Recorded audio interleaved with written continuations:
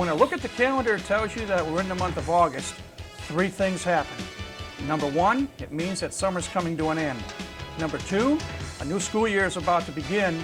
And number three, it's time for another season of Mastodon Spotlight. We open up season number 3 this week. We will be highlighting the men's and women's soccer teams, and we will be previewing one of the elite soccer tournaments in the country, bar none, as we visit with head soccer coach Terry Stefankowitz. Our program is called Mastodon Spotlight, and we're coming up next. Sweetheart, smoke outside now. You promised. Okay, hon. Sweetheart, smoke outside now. What kind of man are you? I'm a father. My father was a father, and he smoked his brains out in the house. Nothing's gonna happen to your kids. I swear to you. Don't swear when you're lying. You know thousands of kids can get sick from their parents' cigarette smoke. And didn't you promise your little angels you'd smoke outside? Those little devils are just so sweet. Until you can stop, go out for your kids. Call 1-800-513-1157.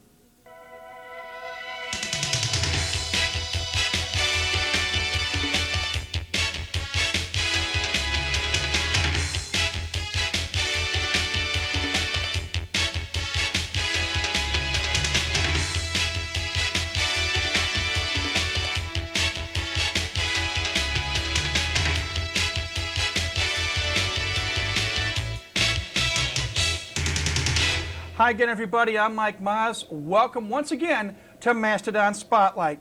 Well, as we said a moment ago, we're happy to be coming to you this year, season number 3 of the program, where we take an in-depth look at IPFW athletics. Our opening program this year, we're going to highlight men's and women's soccer, and we are happy to welcome back to the program once again the head men's and women's soccer coach here at IPFW, Terry Stefankowitz. Terry, hard to believe we're back at it again. It's not hard for me. We've done 4-day training for a week, so it's not hard for me. We're into it really hard. So, briefly, Terry, let's take a quick recap back to last year, and we're going to start with the women first. Okay. It was your first year with the program as head of the program, second year of existence. In year 1, the team did not win any matches at all. Last year, if my memory is correct, 5-12. Quick thought back to last year, and then we'll get into this year. well, we had to change the attitude of the players. They were, in many senses of the word, they were defeated before they even played the game. They had a defeated attitude going 0, and I believe it was 0-16 the first year. So a change of attitude was the primary focus last year. Working harder in training, having a better understanding of what it takes to win at the Division II level. And now we're doing the same kind of thing, refocusing on Division I. And the one thing that we have done, I think the one word that comes up every day of practice is we must professionalize our approach to the game. The coaching staff has dedicated themselves to that. The players have done a much better job. I saw at the end of the year last year, we played some indoor tournaments, and we had 7 girls returning. Those 7 girls went to the finals of 2 tournaments, lost in the final seconds of 1 tournament against Valparaiso, another Division I school. And what they did is they finally started to believe in themselves, and they played together as a team and not as individuals. So that was the stepping stone into this season. And I think we've really turned the corner. Even though we're playing a Division I schedule, even though the odds are against us in terms of budgets and all, we like this team a lot. And the girls feel really good about themselves. Well, let's take a few moments and talk about this year's edition of women's soccer. And you have in front of you the roster. I'm going to let you take it from here and tell the viewers who we have on the women's team this year. Okay, we'll start in the back. Our goalkeeping situation. Last year we brought in a volleyball player, Jody Schnelker, who did a great job for us, but she had no goalkeeping training, no background whatsoever with soccer. And we appreciated all the hard work that she gave us. And this year we brought in 2 freshmen, Sarah Labe from Andrean High School in Gary, and Lindsay Moskwinski from Mishawaka Marion. 2 freshmen, one's tall and lanky and the other one's a little shorter, perhaps a little bit technically sounder than Lindsay, but Lindsay, because of her height, is a little bit better on higher balls. But it gives us something we haven't had, and that's 2 goalkeepers in training sessions so that the competition level is equal. One team has a keeper, the other team has a keeper, and they're both very, very good keepers, even though that they're freshmen. So that's helped our training sessions. And then playing in the center back for us this year is Shasina Hersey, who is a returner. Him, Mike Harper, my assistant, and I were talking about Shasina. She came in great shape. She's from Massachusetts. She's a big, strong girl.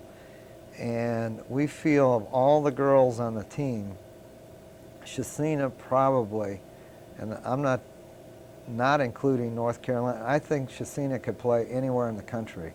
She is very strong on the ball. She uses her body well. She's got speed. She understands the game. She changes direction. She has good vision. She has the potential of being one of the finest players that has gone through IPFW, men or women. And then on the flanks from Shasina, we're still playing with the lineup a little bit. We have Trish Presmodowski, a freshman from Homestead High School, who's doing a great job, and she's primarily left-footed, so we see her on the left side. And on the right side, a junior returner, Olivia Dutka. And what we found is we have some backup there. Jacqueline Pantillo, a freshman from Crown Point, Indiana, came in a little bit out of shape, but has really worked hard, and we scrimmaged St. Francis. We'll talk about that in a little bit, but we found that Jacqueline's a real gamer. When the game is on the line, she's a terror back there. So that was a real pleasant surprise. And in the midfield, right now we're going with Molly, used to be Molly McHenry. She married this summer, and her name is Molly Coffey. She was our sweeper. Last year we moved her as a defensive midfielder. And attacking midfielder is Jenna Kelly from Michigan. And they are speed and technical ability. Both of them like the idea that we finally have 2 outside players to go to, and that's my next topic. One of our strengths was a huge weakness for us last year. We were very slow down the flanks and hard to get back on defense and very slow to attack. And now we have 2 of the fastest girls we've ever seen, really 3. We have Megan Dela from Snyder High School, who was a cross-country track star, and she'll be running track here as well. And then on the left side, returner Andrea Capelli, who's a captain of the team. She was always playing in the back, but we noticed last year she liked to go to goal, so we put her on the outside. And now, all of a sudden, they can't key in on Kristen McDonald, who is our goal scorer, because we have outstanding speed on the outside.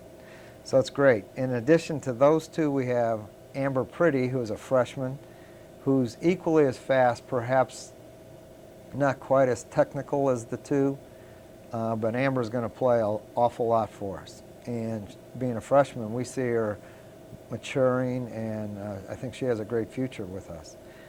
And then up front, we have an assortment of players. We have Krista McDonald, who is our leading scorer in those indoor tournaments. She was the leading scorer of the entire tournament. She's from the Boston area, and she's been ill. We're not really sure what she has. She was tested for Lyme's disease. Got bitten by a tick back home this summer. And she's been struggling a bit, but again in the scrimmage Saturday, she put her game face on and scored the only goal again as usual, and played a whale of a game for us. So that's a great thing. We have Maureen Kelsey, who's returning, and Katie Legge, who is voted as captain of the team, a freshman or a sophomore from Ohio. And what Katie brings to us is a player that can fit in to any role. She can play fullback, she can play center mid, she can be an attacking player, and that's a luxury we've never had before. We're going to play her some up front. She made some great runs and opened up play for us and took away the pressure from Kristen McDonald. So Katie Leahy's been just excellent. And then Molly Kiefer, who is a returner from Bishop Dwenger, has improved tremendously. She still has a ways to go, but we like her work ethic. And we brought in a girl from the Crown Point area who's a prolific scorer, but she's been ill as well, has been having a hard time doing the running portion of our training. So we're a little concerned about getting her in the lineup, but she has a rocket shot, and her name is Megan Grzanka. So that pretty much rounds out the team. I hope I didn't leave anybody out. Brianne Guilford, she's a walk-on from Woodland High School. They don't even play soccer. She never played before. She was a track runner and a gymnast, and she's working hard to learn the game. So we have a really, really close-knit group of girls, hard-working girls, talented girls. So the outlook is really good. Let's talk briefly about the schedule. And we're going to begin this weekend with the soccer showcase, and we're going to get into that in more detail in a later segment. But we open up with the soccer showcase Friday, and then go ahead and talk about the schedule, because right off the bat after the showcase, you go on the road. Well, we're on the road an awful lot. Being a new Division I program, we have 4 home games for the women and 3 for the men. So we're going to be gone just about every weekend. Earlier in the segment, I talked about professionalizing ourselves. We're not even remotely thinking about down the road. We're not looking at the schedule. We're focusing in on making ourselves better and looking a little bit at IUPUI. Then we do know that the following weekend we'll be in Kentucky with Murray State and Western Kentucky. But our goal is each day to get a little bit better, to make our unit so that whenever things, for every system you play, there's a strength and a weakness. We want to find the weaknesses in our own system, be prepared so that we can prevent people from attacking it. And the girls are really, really accepting. We do more chalk talks this year than before. They have their notebooks, they're taking notes. We did defensive corners yesterday, and it's almost like, okay, let's worry about today and then tomorrow, and then we're taking a step at a time. So we played IUPUI indoors, and it was a war, and the girls can't wait. They cannot wait. It's almost like just bring them on. They're just dying to play somebody. And that's the kind of attitude we want to see. When I took the program over, Mike and I took the program over, practices were lethargic and their heart wasn't in it, and there was more talk about the boys on the team than soccer. And now these girls want to win. And I've gone on record as saying I think that they can have their first winning season, even if it's Division I. They can do it this year. Besides, you mentioned the showcase with IUPUI, and you mentioned the trip to Kentucky.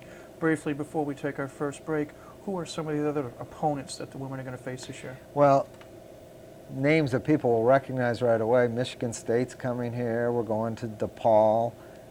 We're going to Ball State, Wright State, Valparaiso. Just about every Division I school in this region we're playing, except for Notre Dame. So I think the strength of schedule is really, really good. And for people in Fort Wayne and IPFW people, I'm not even sure what the date is, but we play Michigan State here at home. And I think it would be really, really great for the kids in this campus to come out and support our women's program and see a Big Ten school on our campus. We'll see if we can do some promoting for you. Great. We're going to take a break. We've talked a little bit about women's soccer. When we come back, we turn our attention to the men. And that's when Mastodon Spotlight returns in just a moment.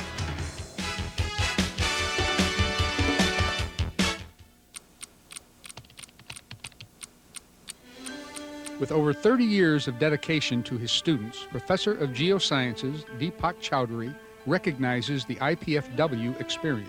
He doesn't spoon feed you all the information that you need. He mostly will give you all of the knowledge that you need in bits and pieces.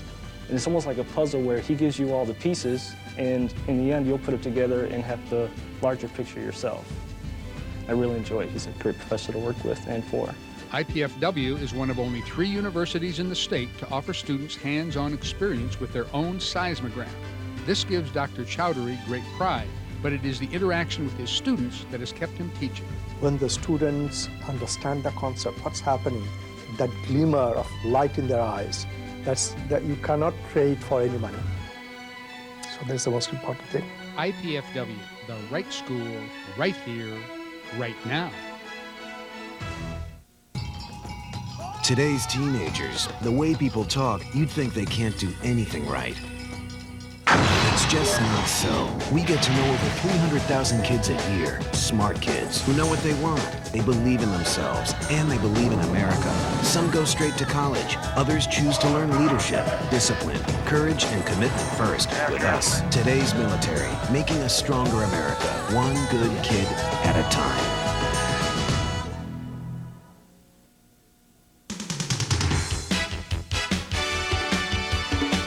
Welcome back to the season debut of Mastodon Spotlight. Our guest this week is the head men's and women's soccer coach here at IPFW, Terry Stefankowitz. We've just spent a few minutes talking about the 2001 women's soccer team, and now we're going to turn our attention to the men, a team that had an interesting year to say the least, Terry, last year, amidst all kinds of, I'll call it Hungarian goulash. The team came back, finished 10-8, I believe. 4th in the conference in the GLVC, which we're no longer a member of. But brief recap of last year, and then let's get into the men's team and talk about their roster and so forth. Well, the preceding year we were GLVC champions and NCAA Division II regional champions with a group of seniors returning. So we were very, very excited about the season. And you call that Hungarian goulash. It was more of a roller coaster ride for us. We had the highs and looking forward to the season, and then we had ineligible players because we changed to Division I, and it was a roller coaster season. We had some good wins and we had some not so good performances.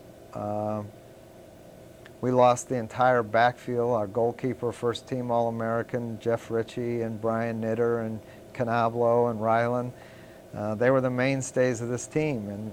And when you have them around for 4 years and all of a sudden they're not there, it makes it a little difficult. So we had to rebuild the back. That's been our goal for this season, is to find replacements for those outstanding players. Hard to do, but we're working on it, and we have some real good opportunities with several of the kids. As we get into talking about the roster of this year's team, something that you and I talked about last spring on the program, a decision was made by a lot of the returning players. Initially on one program we had talked about some of the players were thinking of redshirting to, as this is our first year of playing primarily all Division I opponents, and build up and see what happens, take our lumps this year, and then we'll get back and get that redshirt year and so forth, and then year 2 we go. But then late in the spring, the team had a meeting, and there was a change of heart and a change of mind. Briefly talk about that change of mind, and then let's talk about the roster, why some of these people that were going to redshirt are not redshirting.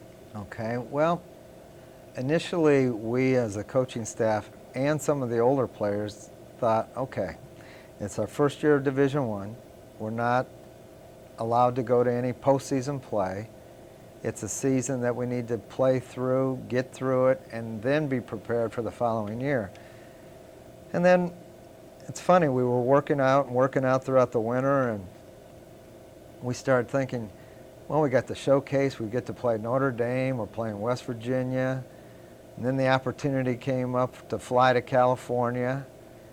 And all of a sudden, some of the older players and I got together. We had a kind of an old man's group, you know, kind of the captains and some of the older players. And we said, you know what? This is our first year Division I. Let's see what we can do. Let's put this thing back together and change our attitudes. Let's say, let's set our goal as being the first IPFW men's team to have a winning season in Division I. And all of a sudden they started picking up, yeah, you know, that gives us a goal. We kind of like that. And all of a sudden we decided not to redshirt any of the players and changed their minds. Their attitudes changed. They were working hard. And, well, we'll see what happens now. So we've got 7 returning seniors. As a matter of fact, some of them aren't going to start because the competition's so good. Wow. Well, let's get into the roster, and you have that roster in front of you, and I'm glad that you do, because we joked about it in the spring, and we looked at it again before we started taping this program.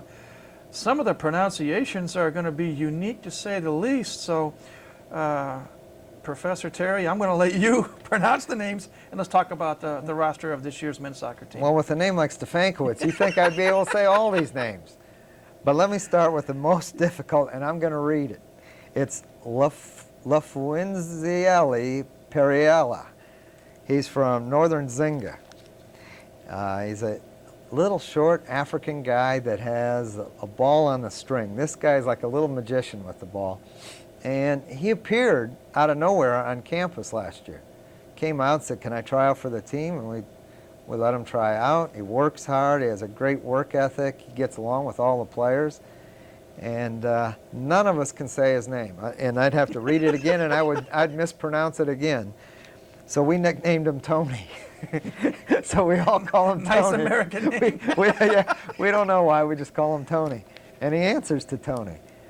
But he has worked so hard, we think he's going to start against Notre Dame. So that's one foreign name.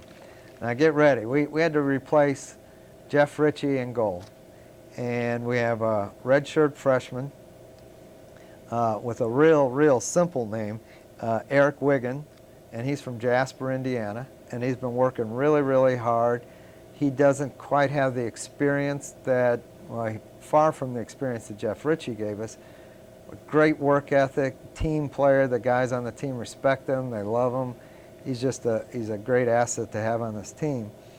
But we went out and we recruited a Polish goalkeeper. We found him at Palatine High School. He only played 1 year of high school. And because he was from Poland, there's a story. Naturally, I always have these stories. He comes from Poland, and the state of Illinois wouldn't let him play in his only year of high school until they cleared. They wanted to see birth certificate and check his records and his transcripts. So the season goes by and the season goes by, and all of a sudden he gets in the last week. He trained with the team, and the team was having a losing record, and they ended up with him in goal going to the state championship. That's how good he is. His name is Peter Hahai, and he's kind of a character, typical goalie. He's a little bit unconventional, but he is very strong. He's very mature in the net for his age. He's a real impact player, and I think people will be really excited to see him. Mike Jewell, our sports information man, came out one day, the only day he came to practice, and we were playing a short-sided game. And all of a sudden, Peter's making this save and that save and diving here and telling him to bring it, come on, shoot it better. And Jewell said, where did you find this guy? He's tremendous. So, you know, if Mike Jewell can recognize he's good, then that tells you he must be all right. Then we found another Polish player, a 6'3" sweeper.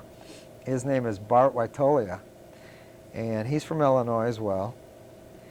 And those two played together at club. They played in a Polish club in Chicago, and they know each other real well. But we have Sean Carrier playing in that spot. Sean Carrier was junior college All-American Player of the Year, and he's from Kansas. And Sean will start as our center back. And on the left side will be Nick Pendleton, a senior captain from Ohio, and Nick's been a mainstay for four years now. And on the right side, we're not sure. It could be a number of guys. It could be Bart. There's a kid named Craig Keys from Bishop Dwenger that's caught our eye. Senior, Cook, Will Cook has been with us this is his 5th year. He's a 5th-year senior, and he's a potential starter. So there are many options. And then in the midfield, we moved, this will surprise everybody, our second leading scorer in the history of the school, Chris Kramer, we moved him from forward to defensive midfielder. And the reason we did that, Chris is big, strong, reads the game well, and we need somebody to help dictate the younger players, to direct them. And hopefully, well, he has accepted the new role. He likes to get forward a little bit, and I think he'll score some goals even out of the back.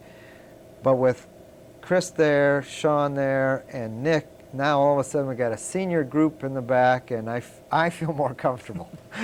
They kind of did it for me rather than for the team. But I think you always win with defense, and you put your older players, more experienced players in the back.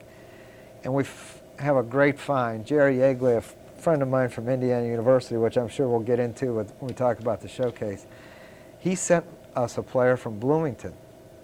His name is Jared Cartmel. And Jared is a freshman from Bloomington South, I believe. And he's going to start as our attacking midfielder. Jared has this ability to win balls, even though he's a slender kid, has this baby face. You look at him, you think he was 15 years old, but he plays like a man. He plays hard, he plays smart, he has a great shot, right-footed, left-footed. And for people in Fort Wayne, come out and watch him. He's very, very mature for a young freshman. So as far as freshmen are concerned, Jared and Peter are probably our two premier players that we feel like we can really stick in there as starters throughout the season. Obviously, they got to maintain those positions, but right now it looks that way. Up top, we moved Garrett Buck from the midfield to the front line, and Garrett has a great shot. Garrett is crafty. He's not particularly upper body strong, but he's very, very smart, and he's very deceptive with the ball, and he kind of runs the offense. So Garrett's a sophomore from Louisville, Kentucky, and we look for really good things from him. On the outside, we used to talk about Ian Luya. Ian's back. He's from England, and we moved Ian from, we're moving everybody. It's like a checkerboard. We moved Ian from the right side to the left side because we didn't have anybody that could serve the ball as well as Ian with the left foot. So we're trying Ian on the left side. That may change, but for now, against Notre Dame, he'll be on the left side. And up front, the rest of the guys, we're going to try and score by committee. We're going to have platoon system where we're going to put in the Scott Baileys and the Peter Ivancevics, and we have a young man, Seth Fishelson, from the Boston area. We're going to platoon 2, 3, 4 guys at a time, try and keep fresh players that provide us with some spunk out there, guys that want to win balls and can really lay it on the line for us. As Chris Kramer said, you know, you look at these guys, they're all clones. They're all about 5'7", 5'8", and they all look about the same. So we're going to play them about the same and see how it works, and hopefully the cream will rise to the top, and we'll find out who will get more extended play as the season goes on. So that's pretty much how we line up right now. We found in a scrimmage that we need a little bit more of a killer instinct, a little bit more tenacity on defense. So we made this move to put Chris back there, and in last night's scrimmage it paid off. So hopefully we're making some right choices. We're going to take a break in a moment, but before we do, and at the next segment, we will talk about the soccer showcase. A quick look at the men's schedule. Outside the showcase, you mentioned September 1st, either you or Mike gets to go out west, and we'll talk about who made that decision as to who's going to play Cal Irvine. But looking at some of these other opponents, and again, most of them are on the road, Drury, Missouri, Kansas City, IUPUI, Appalachian State, Eastern Illinois, Oakland University, Western Illinois, Western Michigan, Wright State out of Dayton, Butler, Cleveland State, Loyola of Chicago, and then, as you say, we've got a couple of home matches in addition to the showcase. DePaul on September 26th, Taylor University Upland on October 13th, and the University of Detroit Mercy on October the 19th. Rugged schedule for first year of Division I. Very, very, very, very tough schedule. But again, like I said with the women, we can't worry about any of that. We're so young. This team is one of the youngest men's teams we've ever had. and we just want to get better each day. They're really excited about Notre Dame, and that's all we haven't even talked about West Virginia. We're just concentrating on that Notre Dame match, and we'll use that as a barometer to go on. I don't think that our schedule will have any tougher opponents than Notre Dame, West Virginia, and California. So those are our first 3 games, and if we do all right in those 3, we'll be fine. We're going to take another break, and when we come back, a subject near and dear to Terry's heart, as we're going to discuss in detail Soccer Showcase 2, which will be taking place here at the Hefner Fields this weekend. So stay tuned. Mastodon Spotlight will be coming right back.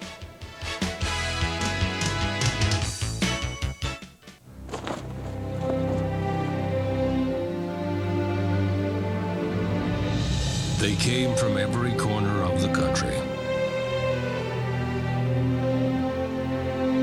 From small towns and big cities. But they all shared one thing in common. They belonged to a family called Marines.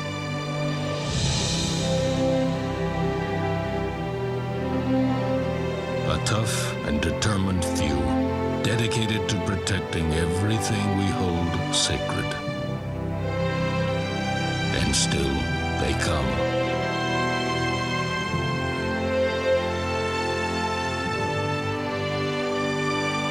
Celebrate the 225-year history of those proud few who have earned the title Marine.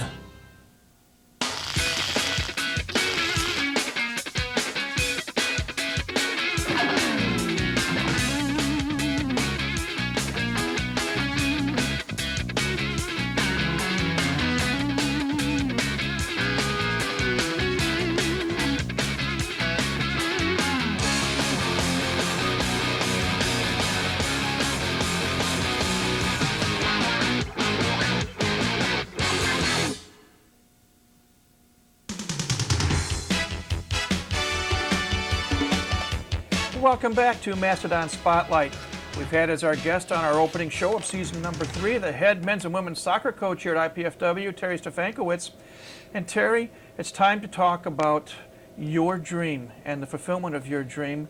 This coming weekend, Soccer Showcase 2. And I mentioned at the beginning of the program, even though it's only in its 2nd year of existence, it's already well on the way to being one of the premier collegiate soccer events in the country. And for the benefit of some of our viewers that may not have been around here last year or may not have seen this program before, briefly talk about the evolution of how the Soccer Showcase came into being. Well, it's very near and dear to my heart. It's an exciting time. Several years ago, I was watching the preseason NIT basketball on television, and I said, gee, we don't have anything like this in soccer. So called Jerry Yeagley down at Indiana University, who is the grandfather of soccer coaches. And we talked about it, and he said, you know, I think it's time to do it. But no one has taken the initiative to do it. He said, I'll tell you what, Terry, I'll make you a little deal. If you can put this together, you can tell people Indiana University will be there. So with that, boy, what better ammunition than that? I prepared a presentation for Adidas to be a sponsor. I started calling some schools. Every single school I called, I started to tell them about my idea, but as soon as I mentioned Jerry Yeagley and IU was coming, they all fell into line. So we had no trouble filling the tournament. Then we did some fundraising, and again, the local people supported us and came through. Prior to the tournament, we had everything paid for. The tournament was absolutely a smash hit. Because we changed from Division II to Division I, this past year I went to the National Convention and attended the Division I meeting. Usually in the first meeting you'd sit in the back quietly and observe. And I looked up front at all the committee members, and all the committee members were people, coaches, head coaches that had come to the showcase. They're all well-known, popular, out in the public's eye, and they introduce themselves. Hey, Terry, how you doing? How you doing? And all of a sudden, other coaches started coming to me. I heard them whispering, and Connecticut, national champion, came up to me and said, well, we'd like to go to the showcase. Southern Methodist came up to me and said, well, you know, we had already booked it. It was full. So we're gonna try and get Connecticut and Southern Methodist next year. So it's amazing, absolutely amazing. In 1 year's time, it's nationally known. So it's just been wonderful. I remember last year, I believe it was the Friday night game, or Saturday night, the night game between IU, which at the time was defending national champions. Back-to-back national champions, Division I, and IPFW, freshly coming off their Elite Eight in Division II the previous year. And the stands at the Hefner Fields were, to say overflowing was an understatement, packed house. The only bad thing about it, outside of the 4 goals that IU scored in a hurry, was the fact that there was a thunderstorm which curtailed the match in the second half and shortened the match. But what a sight to see, and as you said, and we've talked about this on numerous previous shows, the support that this community has given, and this was year 1. Now we go to year 2, and not only, as you say, do we have teams clamoring to come into this, but you're starting something new. And briefly talk about the fact that we've got 2 women's matches on Friday the 24th. Okay, I'll address that in a second, but I got to go back to what you said. It was a feeling like you wouldn't believe, to take the field on the Hefner Field, brand new facility, and to look and see 5,000 Fort Wayne people yelling and screaming and cheering for both IU and IPFW, because, you know, we're the state of Indiana, but they supported soccer. And it was, our players were choked up. I certainly was choked up, but you're right, it was a great feeling. And then, you're right, there was a thunderstorm, but there's a reason.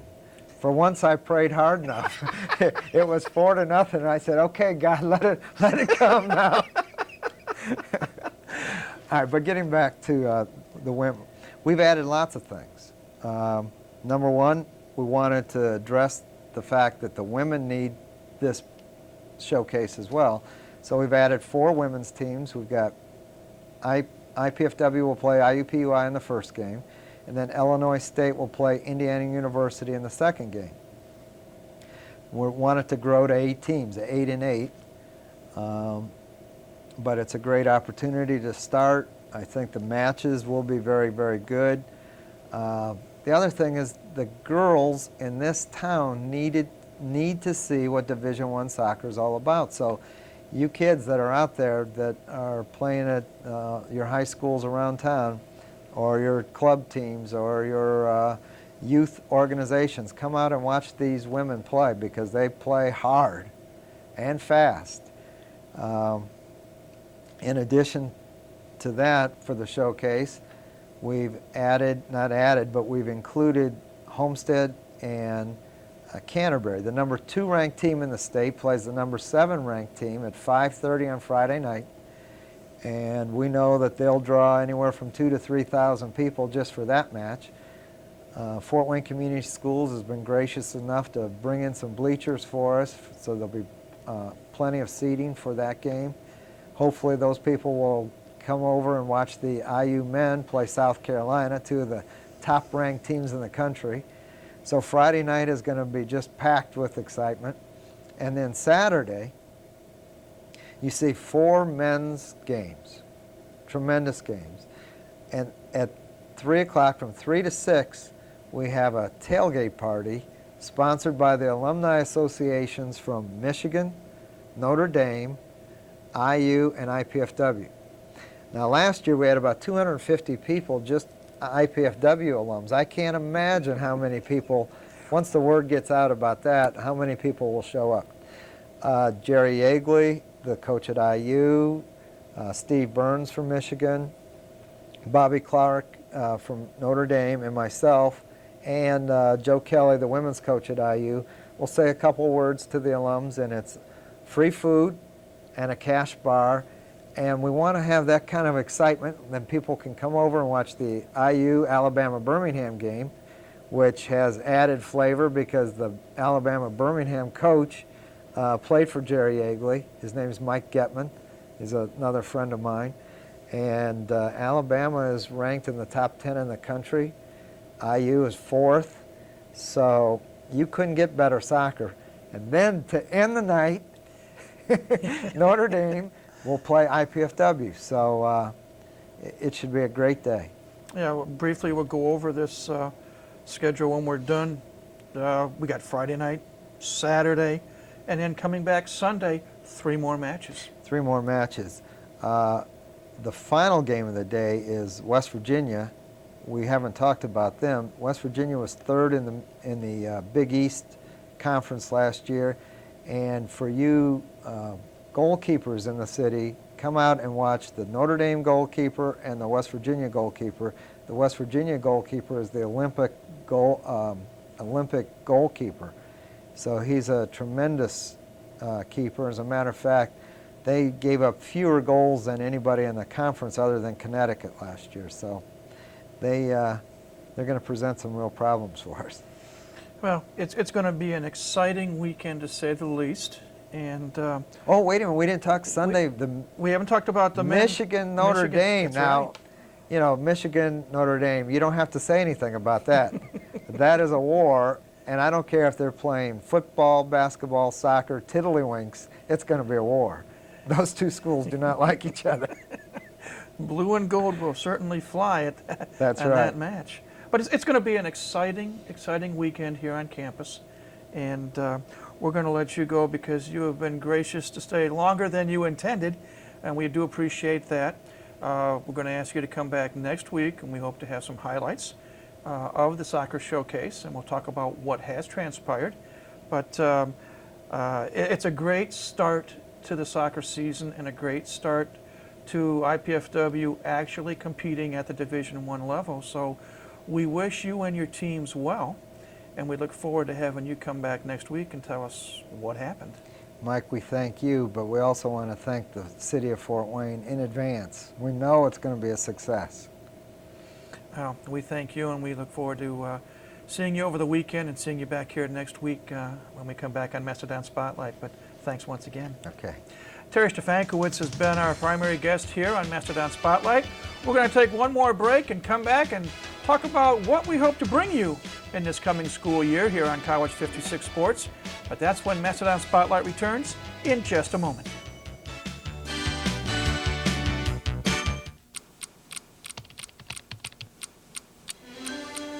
For over 3 decades, Dr. James Owen has been credited for helping IPFW become a top-rated school through not only teaching, but also his involvement in the Fort Wayne community. The kind of people that the city were hiring at the time were people with advanced computer skills. I thought, my Lord, unless my students get up to speed in this particular area, skill and talent, knowledge, that they weren't going to be competitive in the job market. Dr. Owen developed courses that would train his students to become leaders in the community. At one time, of the 6 major department heads in the city of Fort Wayne, 3 of them were former students of mine that I'd recommended for the job. He makes a point to stay in touch with former students, and that makes a difference in their lives. Whenever I think about undergraduate days, I always think about old Professor so-and-so. She said, I have one like that too. And she said that's Dr. Owen. IPFW, the right school, right here, right now.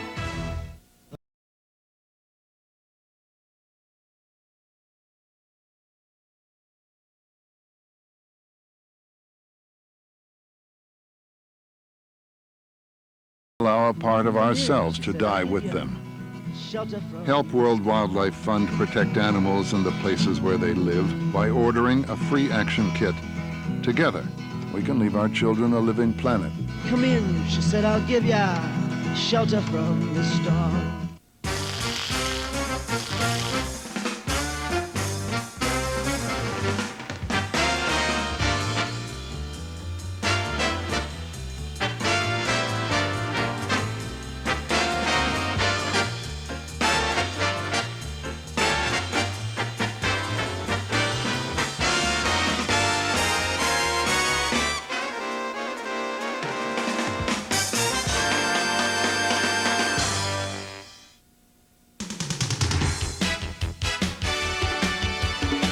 Welcome back to Mastodon Spotlight. Again, we want to thank Terry Stefankowitz for being with us on our debut show for season number 3. And we want to remind you again, here is the schedule, the entire schedule for Soccer Showcase 2, which will be taking place this weekend, Friday, the 24th of August, Saturday the 25th, and Sunday the 26th.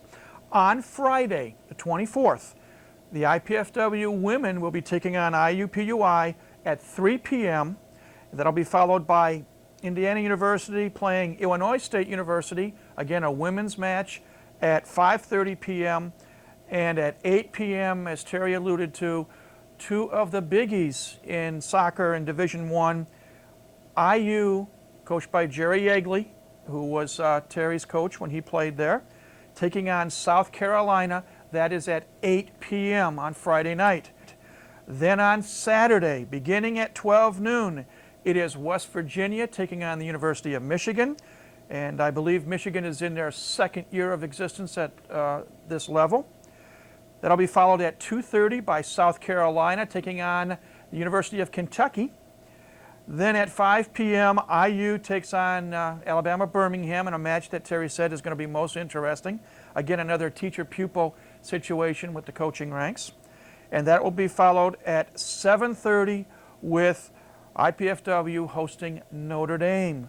And Notre Dame has a new head coach there as well. Then on Sunday, 3 more matches round out Showcase 2. At noon, it'll be Kentucky taking on Alabama Birmingham, followed by the match that Terry was talking about, the blood or grudge match, Michigan Notre Dame at 2:30. And the final match of Soccer Showcase 2 will pit West Virginia and IPFW, and that is at 5 p.m. Sunday. So 10 exciting collegiate soccer matches taking place at the Hefner Fields. We want you to come on out. In fact, I'm going to give you a couple of phone numbers for information. We can give a call, and if you need to find out for ticket availability and any other thing you need to find out on your screen, I think John will have the numbers 481-6617. Again, that's 481-6617. And the athletic department number of 481-6643. So 481-6617 or 481-6643.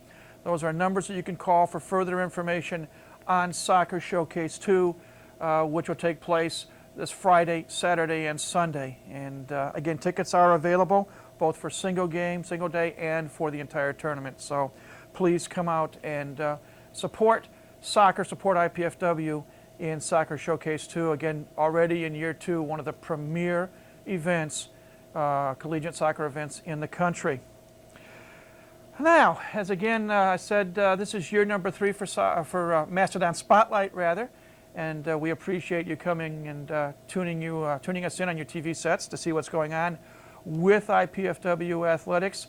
It's an exciting year. It's the changeover year where almost all the athletic teams are playing primarily Division I opponents.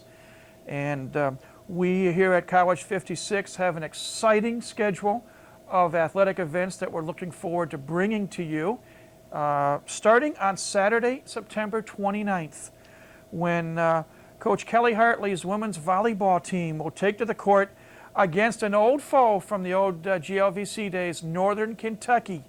We're fortunate that these two teams have agreed to continue playing even though IPFW is no longer in the conference. But Saturday, September 29th will be our first live telecast, 2 p.m., Northern Kentucky IPFW women's volleyball. Following that, on October 28th, which is a Sunday, again another afternoon women's volleyball match. This time Kelly Hartley's crew will take on the University of Wisconsin-Green Bay from what is now known as the Horizon League, used to be known as the MCC. Basketball swings into gear. On Saturday, November 11th, the men will be taking on St. Joseph's College from Rensselaer. It is an exhibition game, but it'll be your first chance to see Coach Doug Knoll and a lot of new recruits that he's brought in. That'll be a 1 o'clock start there. And then the following few Saturdays, December the 1st, Bruce Patterson, who has come over to IPFW from University of St. Francis, where he was highly successful, he will be leading the women's basketball team against Wright State University. It'll be a 1 o'clock tip-off. The following Saturday, December the 8th, the women's basketball team will again play host to Eastern Illinois University. First half of a doubleheader on the 8th of December, because at night at 7:30, the men will play host to Indiana Tech. So a day-night doubleheader here at the Gates Center and here on College 56. Coach Arnie Ball will get his volleyball team into action. I missed a game against Eastern Michigan University women's basketball on December 15th. January the 11th, the kickoff to the men's volleyball season. And what better opponent to come in from the West Coast than Long Beach State University, one of the powers out west. And they're going to get a taste of the Gates Sports Center, and College 56 will be happy to bring you that match. The next day, January 12th, the men's basketball team plays host to Illinois Chicago, again a member of the Horizon League. January 25th, volleyball, arch rival Ball State comes to town, 7 p.m. tip-off there. January 26th, women's basketball against University of Detroit Mercy. February 2nd, the men are in town, and they will play host to Lipscomb University out of Nashville, Tennessee. Saturday, February 9th, the Buckeyes of Ohio State come to town for a volleyball match.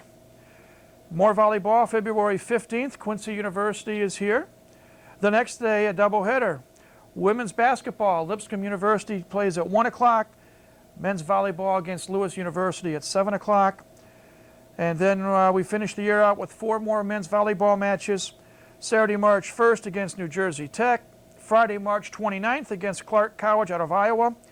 Saturday, March 30th, Loyola of Chicago, a great match we had here last year when the Dons came from 2 sets down to win it in 5. And then our final regular season telecast is scheduled to be a match with Mercyhurst College out of Pennsylvania on Friday, April the 5th. An exciting schedule. We're looking forward to it, and we invite you to join us, if not in person at the Gates Sports Center, certainly here on College 56 Sports. In the coming weeks as well, here on Mastodon Spotlight, we will bring you hopefully every coach here in the athletic department. Next week, we hope to have Terry Stefankowitz back, and we hope to have our brand new athletic director, Mark Pope. Mark took over on July the 2nd from Walt Bowman, who left for personal and family reasons. And we hope to have Mark on next week. And in the coming weeks, you will see Kelly Hartley from women's volleyball. You will see Roxanne Cron, the men's and women's tennis coach. You will see Keith Fitcher, softball coach. The softball team is playing in a number of invitational tournaments in September, and we'll have Keith on in October. Mike Frusci, cross-country coach, will be here. Billy Gernon, baseball, a great guy to have on the show. He will make an appearance as well.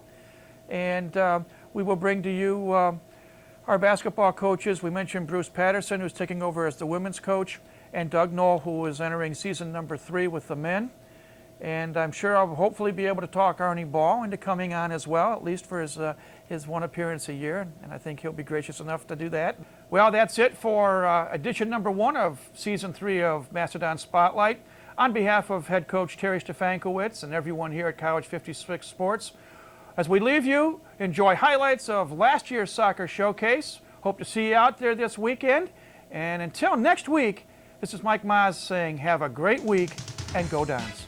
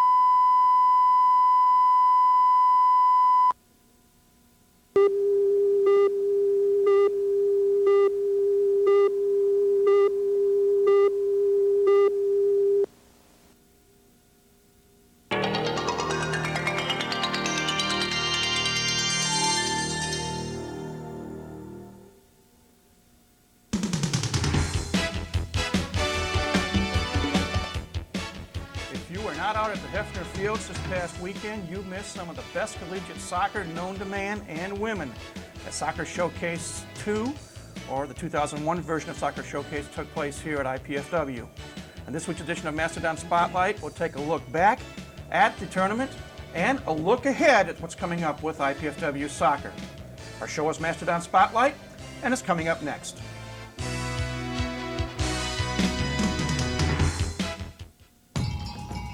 Today's teenagers, the way people talk, you'd think they can't do anything right. It's just not so. We get to know over 300,000 kids a year, smart kids who know what they want. They believe in themselves, and they believe in America. Some go straight to college. Others choose to learn leadership, discipline, courage, and commitment first with us. Today's military, making a stronger America, one good kid at a time.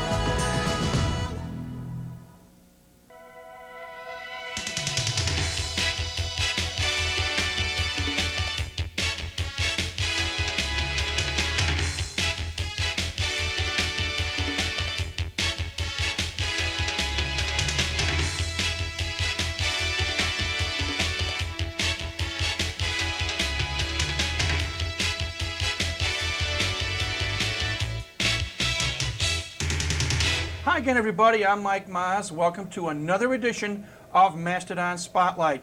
Well, as I said a moment ago, if you were not out at the Hefner Fields this past weekend, you missed some great collegiate soccer. Some of the best soccer teams in the country, men and women, came here at IPFW and did battle in Soccer Showcase 2. And we have with us once again today the head men's and women's soccer coach at IPFW, Terry Stefankowitz. And Terry decided to bring his right arm with him, so to speak. We also welcome assistant coach Mike Harper to the program. And first question I'm going to ask, gentlemen, did you get any rest Sunday night?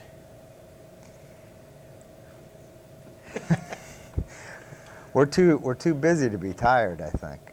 We're pooped, but it was such a success that we just keep going, and the accolades have been great. The newspaper coverage was wonderful. Coaches are calling left and right, calling Mark Pope, our athletic director, and myself, congratulating us on the tournament and asking for an invitation again next year. So everything went really, really well. The weather was a little bit shaky, but it really held off for us, and it didn't really present any problems. The crowds were great, steady crowds throughout the whole weekend. So that was a great tribute to the people of Fort Wayne. Yeah, we're tired, but we're excited about the up-and-coming season as well. How much added pressure is there when you put together a tournament of this stature? I don't know that there's pressure. Mike and I spend a lot of our time, and we want Mike to do some of the talking here, but what we find is there's so much of our time is dedicated to the showcase and the peripheral types of activities that we're not spending the time with our team that we should. I think that's one of our biggest concerns right now, is to give our players a little bit more of our attention. But as far as the tournament is concerned, people identify now IPFW with the Soccer Showcase, so that's what's put us out in the national limelight, and we've got to really, really focus in on that. So we'd like to have a little bit more help and a little bit more time with our players, but our focus initially is that showcase. Let's take a few moments and look back at some of the matches, and there were some great ones. And the very first one involved the IPFW women's team on Friday afternoon when they took on what is, if not already soon to be, arch rival IUPUI. And in that match, the Dons controlled play for a good chunk of the first half and actually went off at halftime leading 1-0 thanks to a nice goal by Kristen McDonald. Let's look back at that match a little bit and talk about that match. Mike, why don't you analyze again? I'd love to. Thanks for the time. Both Terry and I felt that the team did very well this weekend, the women's team. We were very pleased with the outcome. Of course, it could have been better. The best part about it is to see the expression on our women's faces after the game, how depressed they were and how upset they were. That just shows us that they think they're at that level, and they are at that level to compete at Division I, and they are going to win some games this year. So with that note, it's just very exciting because I know we are going to win some games this year. When Christian scored that goal, the team got excited. There was a nice, as Terry alluded to a moment ago, a nice amount of fans there, and a little bit of momentum came on the way of IPFW, but that seemed to go away in the first minute of the second half when IUPUI got the tying goal. Yeah, we came out a little flat in the second half. That happens occasionally. It just came out and we got caught. After that, I think our girls stepped it up. We had several great opportunities. I know we had a post or a shot off the post. We dominated play, worked it around real well. It was unfortunate at the end of the game we gave up a goal. I think it was the last 4 minutes, I believe. We ran out of gas, I believe, at the end. So that's something we've already started working on, is our physical conditioning to get them prepared for the rest of the season. As a coaching staff, what did you tell the ladies when the game was ended? Obviously, they're disappointed losing 2-1, but still, as you said, they played a tremendous match. What were the words of wisdom or words of admonishment to the team? I'll let him take this one, but I know Terry had talked to the team afterwards. I was running around doing other things, but I did spend maybe a minute or two with them, and I explained how happy I was with their effort. And they came out and showed that they belong in Division I and that they're going to make their mark this year. They've come, a tremendous way from 0-16 2 years ago to 5-something last year, and they're going to make their mark. Look out for this team. They're going to do good things in the future. You ask what I said? Yeah. I spent some time and I looked in their eyes, like Mike said. They were really, really upset that they didn't win. 2 years ago, that same team would have sat there like, well, we expected to lose. No one thought we could play. These girls expect to win, and they're really ticked off when they don't. So that part of it, the mental part, they're mentally tough. Now we got to get them physically fit. We aren't able to use as many players as we like right now. We've got to get some of our secondary people at the Division I level, but our top 11 players are definitely Division I players, and it's amazing. In the first half, we outshot them 8-1. At halftime, if somebody would have said we were going to lose that game, I'd have told them they were crazy. We had the momentum. We were down their throat. We possessed the ball. We used our horseshoe in the back and made the game look easy. And then IUPUI stepped it up, which was a sign of a good Division I team as well. Lost our composure, or I don't know, I think we came out flat, like Mike said. 30 seconds in, it was 1-1. And then we battled back and forth, and I think we were totally exhausted at the end. So we've got to work on the fitness aspect. We didn't use as many players as they did. So we're addressing that now, and last night's practice was a war, an absolute war. I've never seen them play so hard as they did last night. I mean, more so than in the game against IUPUI. They're dedicated to being 2-0 this weekend. Well, we'll talk about the upcoming schedule in a later segment, but we'll move on. After the IPFW ladies played, IU took on Illinois State, defeated them 2-0, and then the men took to the field. And Friday night, IU, with your mentor, Jerry Yeagley, took on was it Alabama, Birmingham? South Carolina. South Carolina, I'm sorry.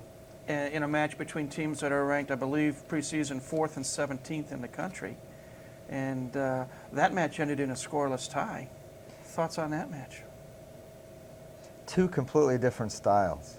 South Carolina funneled back and met IU in front of the penalty area, let IU knock it around at midfield, but when they came to the final third where you try and score, that's when South Carolina dug in and intercepted a lot of balls, tackled really hard. They had probably, in my estimation, they had the premier player, number 9. He had blonde hair. I'm sorry, I don't know his name, but he was an incredible athlete. And there were tons of incredible athletes out there, but he really stuck out in my mind attacking-wise. So I was really impressed with the style that South Carolina played. Indiana's a very attacking style. They go to goal. They didn't score in that game, and then they scored 3 goals in the next game. So what was absolutely incredible was the quality of play. I made a prediction that one of those teams that was here will be in the Final Four. We may have more than one, but all the teams are top-notch teams. Yeah, some of these teams that were there, we talked about IU, we talked about South Carolina, University of Kentucky made their first appearance, and they've got a, what I'll term a colorful coach in Ian Collins. He's a great guy. He's from England, and he met Ian Luya, and they talked for quite a while when they found out they're from the same area. They were exchanging notes from back home, and that's what's nice about soccer as well. Here's a coach from Kentucky. He takes time out. He meets a player of mine, and they chatted for a long time. Jerry Yeagley was in the crowd signing autographs. The Notre Dame coach, Bobby Clark, he's so personable and so down to earth. He was up in the crowd shaking hands with people. These are the quality men that we want to be associated with, and I just can't say enough about the way the schools handled themselves and the coaches as well. So it was a great weekend. Well, we've got much more to talk about in the showcase, just completed and what's up ahead, but it's time for a break, and when we come back, we're going to speak with a couple of members of the IPFW soccer teams, and first up will be senior Nick Pendleton, so stay tuned. Mastodon Spotlight will be coming right back. Sweetheart, smoke outside now. You promised. Okay, hon. Sweetheart, smoke outside now. What kind of man are you? I'm a father. My father was a father, and he smoked his brains out in the house. Nothing's gonna happen to your kids. I swear. Don't swear when you're lying. You know thousands of kids can get sick from their parents' cigarette smoke. And didn't you promise your little angels you'd smoke outside? Those little devils are just so sweet. Until you can stop, go out for your kids. Call 1-800-513-1157. Dr. Matthew Kubik is an architectural engineering professor at IPFW who utilizes his experience to teach his students one-on-one. So it's really shoulder-to-shoulder learning that we're looking at problems together for the first time. Dr. Kubik also is the director of the honors program at IPFW. His ability to teach on a personal level allows him to educate to the needs of his honors students. They want more conversation. They want a closer contact with professors. They want interactive learning in the classroom. He is thankful for the advantages of a combined classroom of young students and students who are returning to college after years in the workplace. That mix of students creates a classroom environment that is exciting, that's vibrant. IPFW, the right school, right here, right now.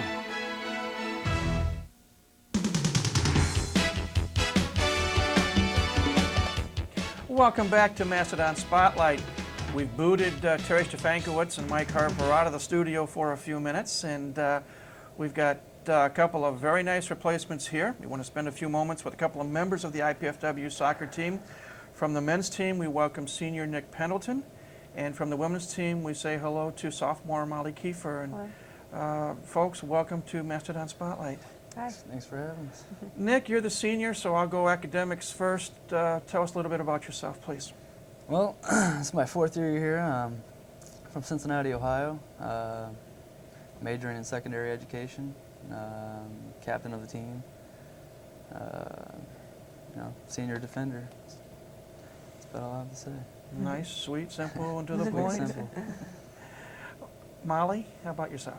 This is my 3rd year at school, only my 2nd year playing though. I'm from Fort Wayne, went to Bishop Dwyer High School like Coach said. I am a midfielder and I don't start, I'm 2nd string coming in, which doesn't bother me too much. And I'm majoring in sociology and minor in psychology. What led you to come out and play soccer?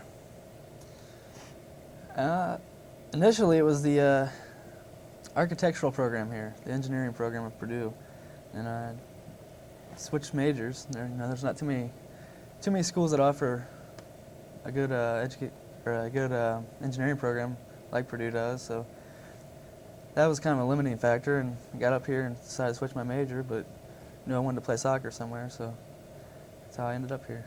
And Molly, you stayed at home. Yeah, I like the smaller atmosphere. At first I was planning on transferring, that's why I didn't play soccer my first year. I was going to transfer to Bloomington, but I decided to stay here. I played soccer in high school and I have fun doing it, so I decided to stay on and play here. And I just like the atmosphere here a little bit better than being on a bigger campus. Both of you were here obviously last year for Soccer Showcase #1, though the women didn't play. No. What are your impressions of this 3-day get-together with some of the best soccer teams in the country? It's a great event, actually. I think it's the equivalent of the preseason NIT of basketball. It's a great weekend to come out and watch top-notch teams play, and some of these players that you'll be reading about. If you follow soccer, they're all out here. So it's great. I like it gives us an idea of where we stand going into the season, playing tougher teams that we won't normally play. Well, we play IUPUI in regular season, but the men won't play those same teams, so it gave them a chance to see where they stand, what they need to work on. In your match Friday, you led at the half 1-0, and then they got that tying goal less than a minute into the second half, and they ended up winning 2-1. What was the thoughts? And obviously there was a little bit of frustration. You wanted to beat what's now going to be one of your arch rivals. Well, we went in and we figured that it was going to be a good match anyway, and for 80–90% of the game we controlled the ball, so we knew we had that going for us, and it was just unlucky that they got those 2 shots. And after the first one, like any time that a team will tie with you, you kind of come down a little mentally and push. You're a little hard on yourselves and tend to give up, and I think we just got tired in the end. Nick, you got to play Notre Dame for Saturday night and West Virginia on Sunday, and the scores were 5-0 and 4-1, but those games were closer than the final score indicated. Oh yeah, we gave up the last 3 goals in the last 7 minutes of the Notre Dame game. That score's a little misleading. I thought we played well. We got a few spots to work out, but other than that, I think we'll be all right this year. Well, I know we're almost out of time in this segment. I know you got to get to some classes, but a couple of quick final questions. #1, hopes, dreams, and goals for the coming season. And Molly, we'll start with you. I like to see us win some of our games this year. I'm sure that's a goal for every team, but we really need to, I think, step up on our fitness level and stuff like that. I hope by the end of the season that we're really, truly competitive in this Division I. Nick? Yes, our overall goal is to have a winning season, to be the first team to have a winning season here under Division I rules, and playing those teams, that'd be something to play for. It's pretty much our overall goal, I think. Well, we wish both of you and your teammates the best of luck in this upcoming season, and we thank you both very much for spending a few minutes out of your busy schedule to be with us here in Mastodon Spotlight. So again, continued good luck. Thanks. Molly Kiefer and Nick Pendleton, members of the women's and men's soccer teams respectively, have been our guests. We'll take another break, and then we'll bring that dynamic duo back. Head coach Terry Stefankowitz and right arm Mike Harper. And that's when Mastodon Spotlight returns in just a moment.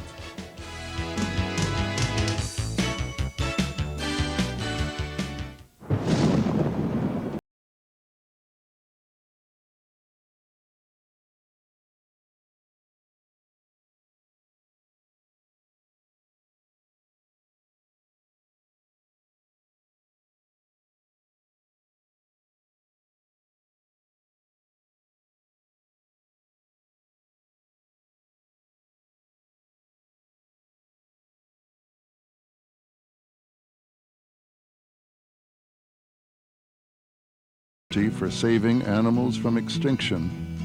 We allow a part of ourselves to die with them because in the web of life, And if I pass we are this all way connected. again, you can rest assured. Help World Wildlife Fund protect animals and the places where they live by ordering a free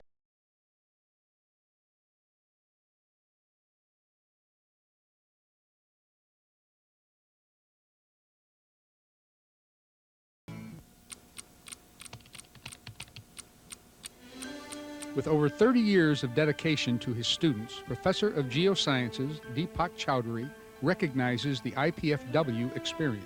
He doesn't spoon feed you all the information that you need. He mostly will give you all of the knowledge that you need in bits and pieces. And it's almost like a puzzle where he gives you all the pieces, and in the end you'll put it together and have the larger picture yourself. I really enjoy it. He's a great professor to work with and for. IPFW is one of only 3 universities in the state to offer students hands-on experience with their own seismograph. This gives Dr. Chowdhury great pride, but it is the interaction with his students that has kept him teaching. When the students understand the concept, what's happening, that glimmer of light in their eyes, that you cannot trade for any money. So that's the most important thing. IPFW, the right school, right here, right now.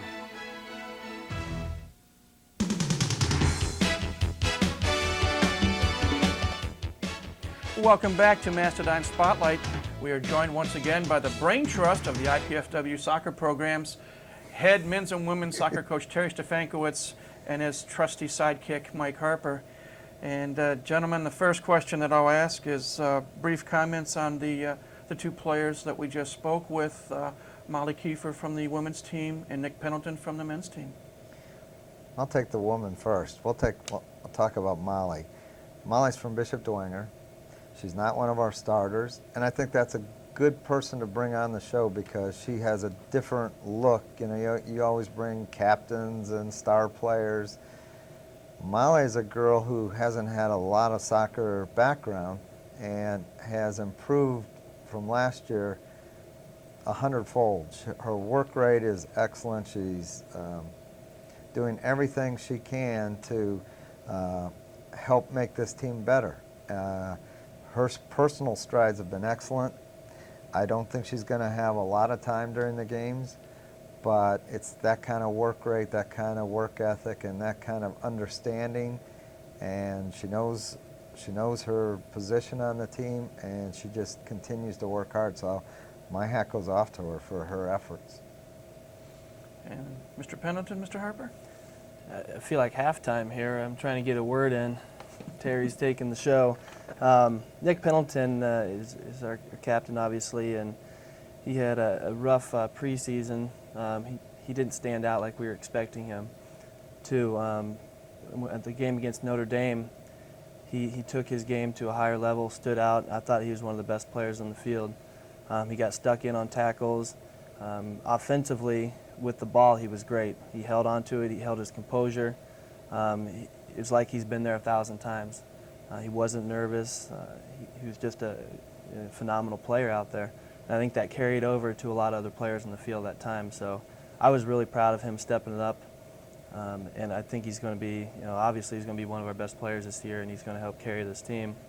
His leadership, he leads by his actions rather than words. He's a soft-spoken kid, but on the field, he's a great example, and he's going to do great things for us.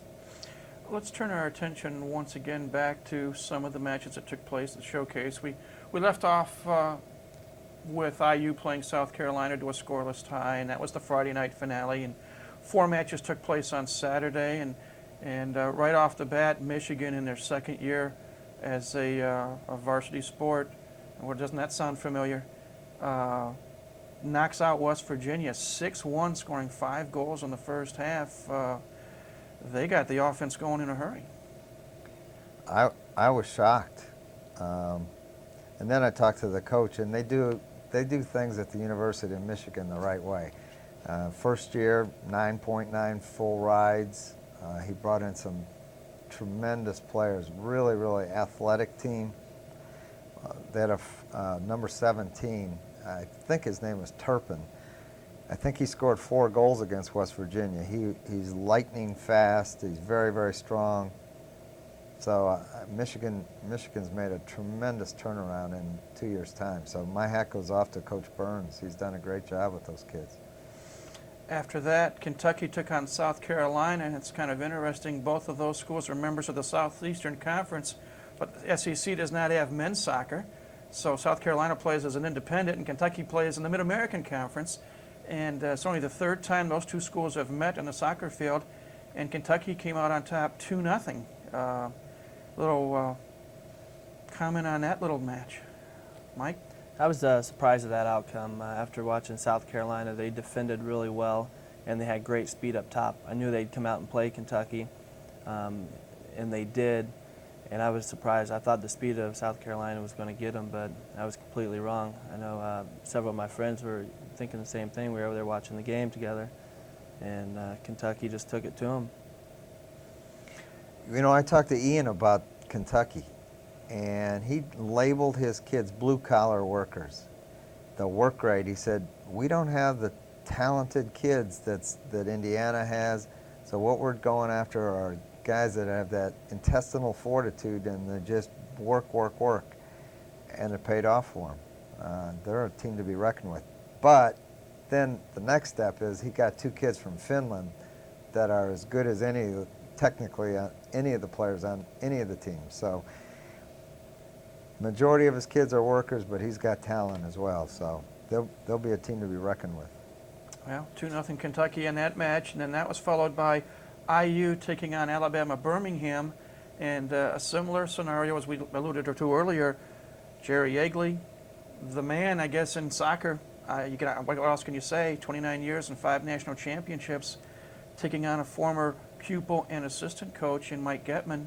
And this match was interesting because IU came out of the blocks crisp, right out of the blocks, and they were up 3-1 and in control of the match. And then with 17 minutes to go, Alabama Birmingham got a goal, cut it to 3-2, and then they controlled play the rest of the way, and they got the tying goal. It ended up 3-3, but the change of momentum was quite evident in that match. It's interesting. I stood in the middle. Coach Yeagley sat at the end of one bench, and Mike Getman sat at the end of the other bench, so that they were within earshot of each other, and the kibitzing that was going on back and forth between the two of them. It was interesting to hear the comments.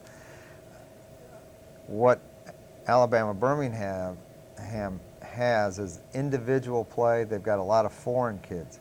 There's another completely different style. They like to do one-on-one, fancy dribbling, taking people on. Indiana's more of a team-oriented team. So the different styles, you know, people come and watch soccer. The beauty of what was here were the different styles of play, the organization of Notre Dame's Bobby Clark, the teamwork of Indiana, the individual play at Alabama Birmingham, the hard work at Kentucky, the defensive team from South Carolina. All of them work because they fit into that mold and they understand their roles, and that was part of the beauty of watching this weekend. Without a doubt. Then your team finally, the men's team finally had a chance to play Saturday night, and they took on the Fighting Irish of Notre Dame. And you mentioned Bobby Clark, who I found out was from Scotland, so he had the international flair here with coaches. And that was a match. If you looked at the newspaper Sunday morning and you see the score 5-0 Notre Dame, quite misleading, because for 83 minutes this soccer team of IPFW was in that match. They were only down 2-0, and then Notre Dame got 3 goals in the last 7 minutes, 2 in the final minute of play. And we controlled play a good chunk of that first part of the match. Thoughts back now on that first game against Notre Dame? Well, I talked to Bobby Clark after the game, and I chose a couple numbers on his team, and one was a Bermuda national player, number 24, and number 10 was on the German Olympic team, and that's the quality of players that he's working with. So, you know, he's got some real talented players there.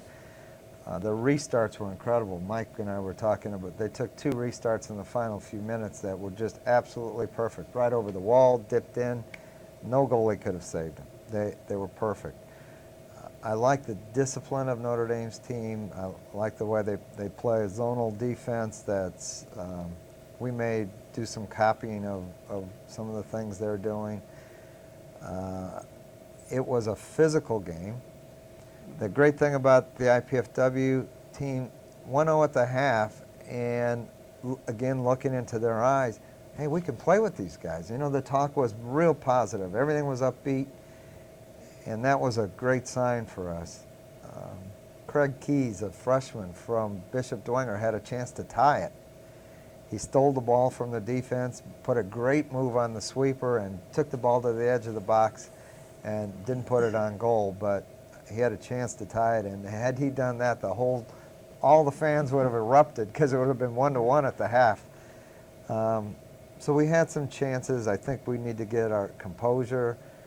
We've learned that Division I play is very, very fast and very, very physical. We're addressing the physical. Now we got to address the speed. I think Mike and I have finally decided that we may add a defender instead of playing 3 backs, play a little safer so that we don't give up that errant goal. One mistake a little mistake in Division I costs you a game. And we need to play a little safer, and I think we're addressing that this week. But what I like is the class of the Notre Dame team. Afterwards, the game was over and the fans were milling around. Notre Dame jogs to the middle of the field, bows and applauds the fans for attending and showing the appreciation for a Notre Dame win. And they're just, it's a classy team, and they did not give up a goal the whole weekend. So they're a team to be reckoned with. Look out, Connecticut. Yeah, I know we're starting to run short on time, but we'll jump ahead to Sunday. 3 matches on Sunday. One of the matches, Michigan took on Notre Dame. And again, Michigan controlled play in the first half. Notre Dame, as Coach Clark mentioned to me afterwards, weathered the storm. And that's all he told his team, weather the storm. And they got stronger as the game progressed. And number 10, Eric Braun, popped in a couple of goals. And I think it was 4-0. Notre Dame shut out Michigan. In the first game, Alabama-Birmingham played Kentucky. And in a war. That was a royal war back and forth. And Kentucky won that one 2-1, I believe. Yep. And then final match of the day in the tournament, IPFW took on West Virginia. We switched fields over to number 2 to get a little better traction. And again, first 15, 18 minutes of the match, IPFW, and the one player that stuck out in my mind in the first half was Ian Lulia.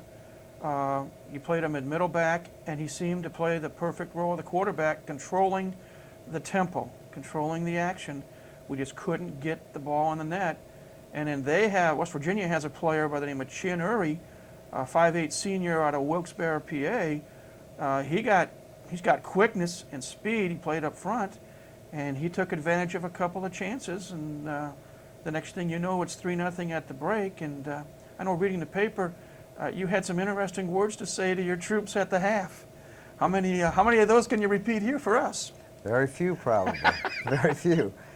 I don't think it was so much how I approached it at halftime. I think some of the things that Mike had noticed and things that I had noticed, again, we're trying to be more professional and businesslike. We're telling them this is the way it is, and that's the way you've got to do things. And the kids went on the second half, and I thought they played equal to West Virginia. And your evaluation of Ian Lulia is perfectly right on target. I thought, and Mike thought, that Ian was the best player on the field. He controlled the game. Had Chris Kramer scored that first goal early, in about the first 7 minutes, he had a wide open shot in the box and went right to the keeper. Boy, had that thing gone in, who knows what would have happened. You play on emotion and adrenaline, and but what I liked was our composure the second half. We competed with them. They were faster than we were, but our competitive level matched theirs, and it was an interesting game. We had several chances. The guy who stepped it up in the second half was Scotty Bailey. Let Mike talk about a forward and what you need to do. Mike was the all-time leading scorer here at IPFW, so talk about Scotty, Mike. Scotty has been a good player for us. This summer he worked on his strength and speed a lot. His touch is not up to par, but he works. He is a workhorse for us. And during that game, he finally started to go to goal. He got goal hungry, and that's what a goal scorer needs to do. Whatever it takes to get the ball in, no matter how it looks. And he was banging heads. I think he had to come out. He was bleeding from his nose pretty bad. We got him right back in. He went straight to goal. I know he went in once. He got taken out. Should have been a PK. He went in again, tried to cross it instead of shoot it. He knew he made a mistake, but it was a good ball, good scoring opportunity. And that's what we need. We need somebody to go to goal, somebody to get hungry somebody who wants to put the ball in the net, and we've been lacking that so far, but I think we saw a glimpse of it from Scotty, and I praised him. I know Terry did, and the team even made that note to him too. So. And he played with a broken nose a good chunk of the second half. Yeah, he was bleeding pretty good when he came out, but he went right back in, and he's banging heads with the big boys, and that's what we need. Well, the other thing that I think is noteworthy, we got a goal. Garrett Buck, late in the second half, got the goal, first one of the showcase in 2 years, and that had to give your team a little bit of confidence as well. I don't know about confidence. It was good that we finally got the goal, but it was late. It was 4-0 and we got the goal. What was interesting to me is West Virginia's second goal was off a corner kick, and the ball came out to the edge of the box, and number 12 hit a bullet. Nobody could have saved it. It was just a rocket.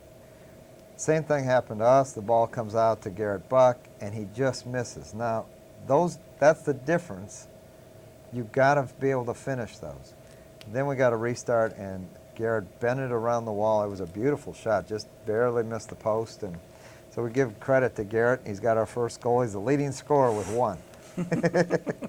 Well, all in all, showcase number 2 was an excellent production, and now you've got some choices, difficult choices to make for showcase 3, because every coach wants to come back, and I know UConn and Southern Methodist want to come in, and I'm sure there are several other teams, so that's going to be some interesting decisions you get to make down the road. But as I know we're nearly out of time, showcase is now history. Now we look ahead.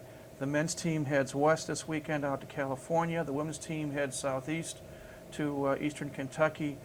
Mike, you're going out west with the men. What do you look for in that match? California Irvine's a strong team. We're going to have our hands full, but we have a week to recover. Let our guys get their legs back. They were pretty beat up going into this tournament the past week, and we had a lot of pulled muscles and stuff.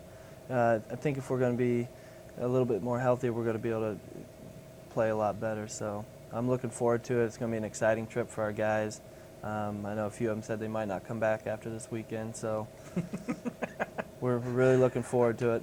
They're going to stay in Hollywood. Oh, yeah. Terry, Southeast, you're going to play Eastern Kentucky and Murray State. Quick note on those matches. Murray State is a team that's very well coached. Mike Minnelli was a Great Lakes Valley Coach of the Year several years ago. He moved on to Murray State. He's very professional. He likes to play hard. So we look for 2 physical games. That Scouting Reporter, we've got to strap it on this weekend because they're very, very physical teams. But we got some bangers as well. So I think it's we'll come back black and blue, but maybe with the 2 wins. Well, we wish both teams the best of luck on this upcoming trip, and we thank you both for coming in today and reminiscing about the showcase and looking ahead to the future. So thank you both, Terry and Mike. Thank you.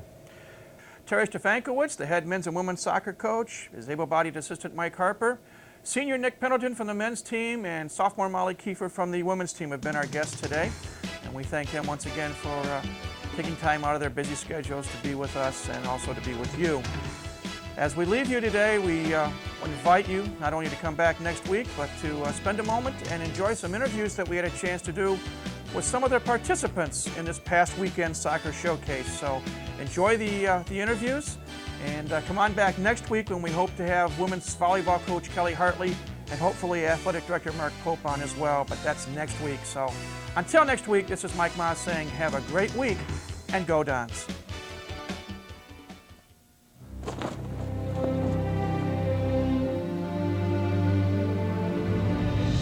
They came from every corner of the country. From small towns and big cities. But they all shared one thing in common. They belonged to a family called Marines.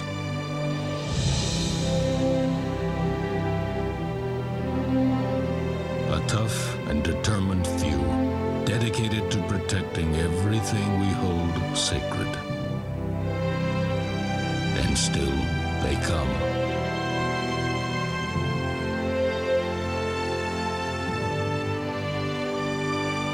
celebrate the 225-year history of those proud few who have earned the title Marine.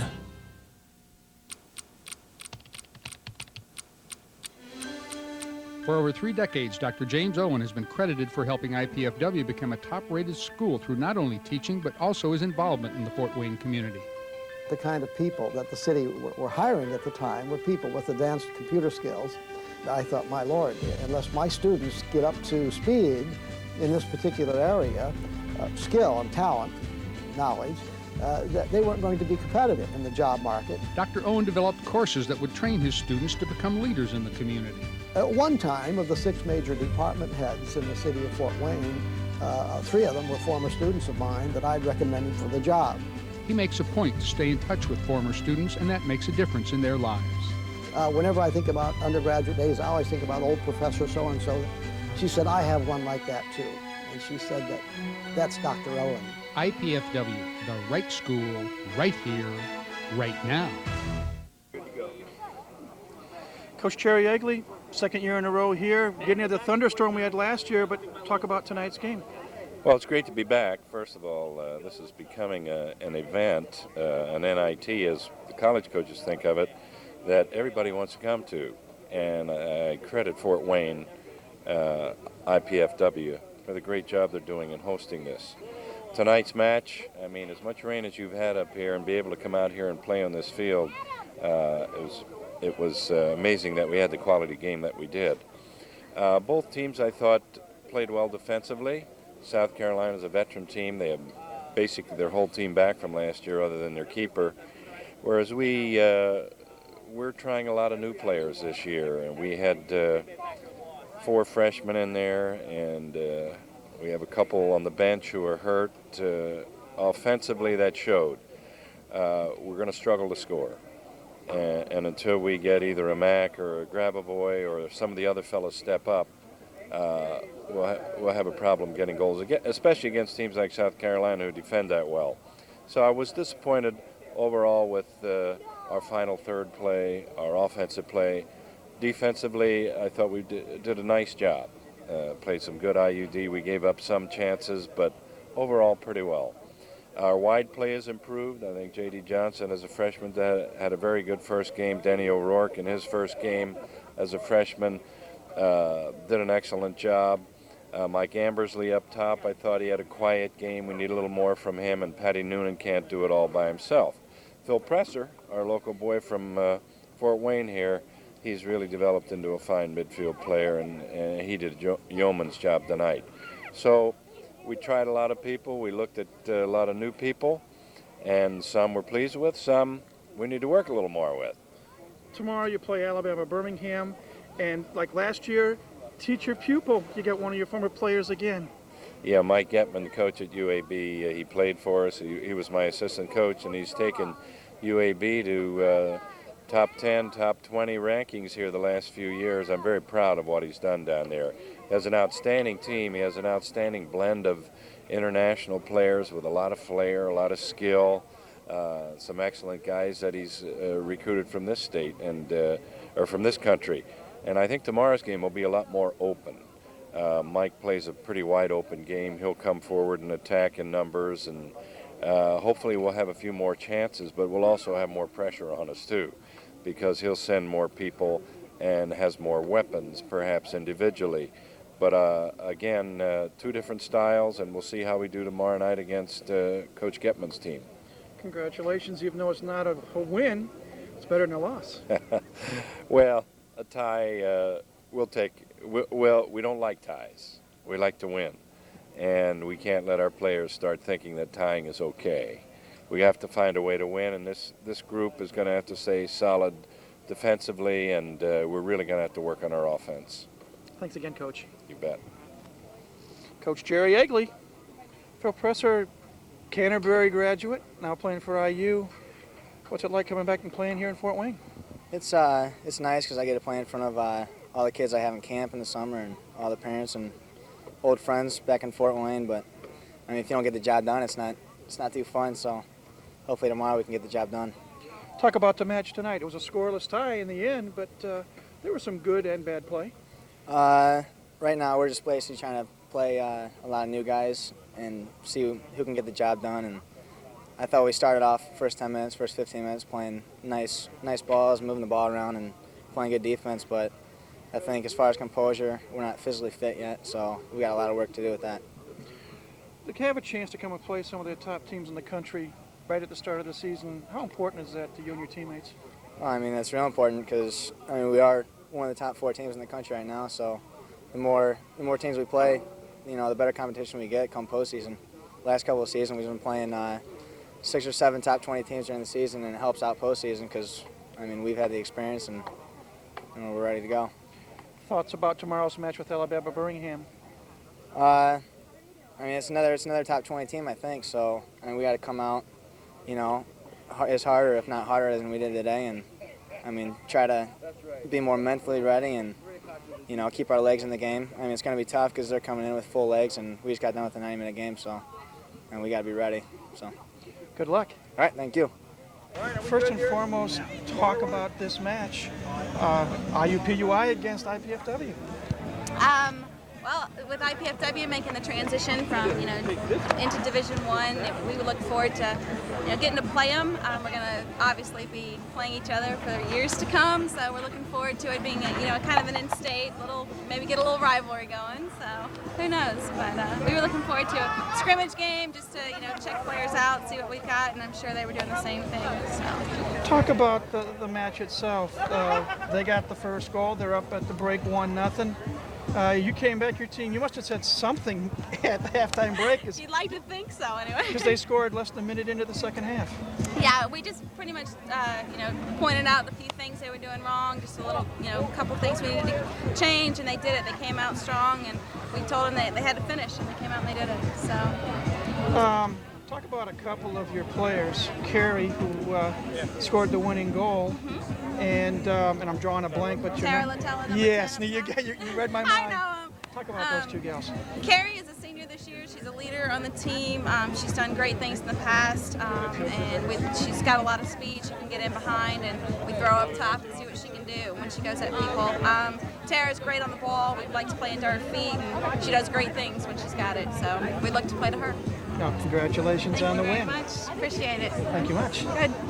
Tough way to start, especially with just over 5 minutes to go and they get the winner. Yeah, I think you overheard us. I said, it hurts. I look in their eyes and it hurts. They know they deserve to win this game. We outshot them 14-8. We had so many opportunities. Even after they were ahead 2-1, that corner kick, Chesina gets a little bit more on it, it's in. That's soccer. You can dominate and lose in this game, but I think we ran out of gas a little bit. We got to do a little bit better in our fitness because we don't have quite the numbers that other teams do. We're only carrying 17 girls. But for the first time in IPFW history, I think we played great. I think IUPUI is picked to be one of the favorites in the Mid-Con, and I think we could hang in there with any of them. Briefly talk about two gals who I thought really excelled. Kristen, who scored the first goal, and Andrea Capelli, who seemed like she was all over the field. Yeah, well, Andrea's a junior, and she's one of our captains, so we count on her. She's got a lot of energy. She cramped up on us and had to come out of the game with about 20 minutes left, and that hurt us.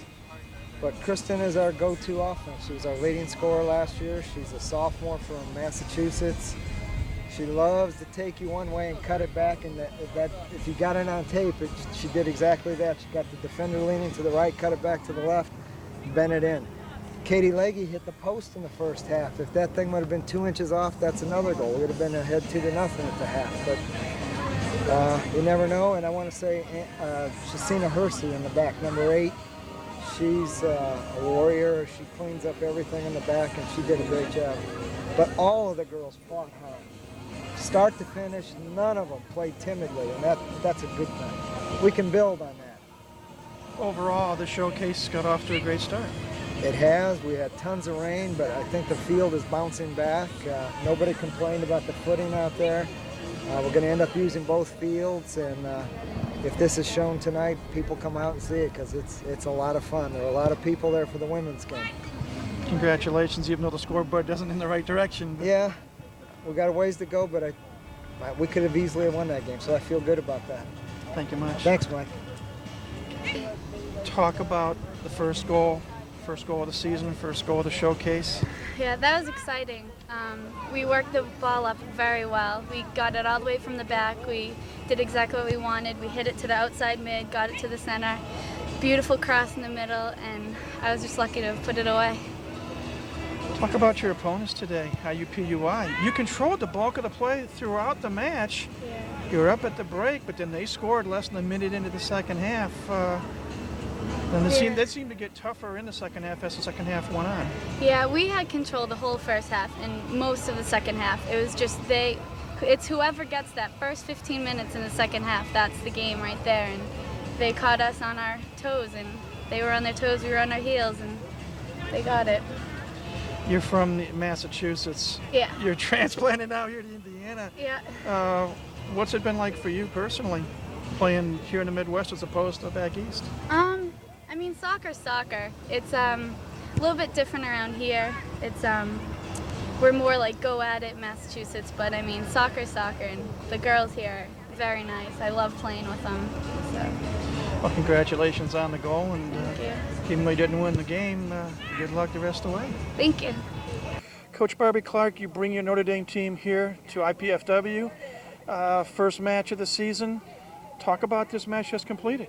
Well, it's a great place to come and bring your team. I must thank Terry and the whole staff here at IPFW. It's a great little environment, great soccer environment here, nice little crowd, and they even let us win, so it was pretty nice. So we obviously enjoyed it, so it was a good start for us.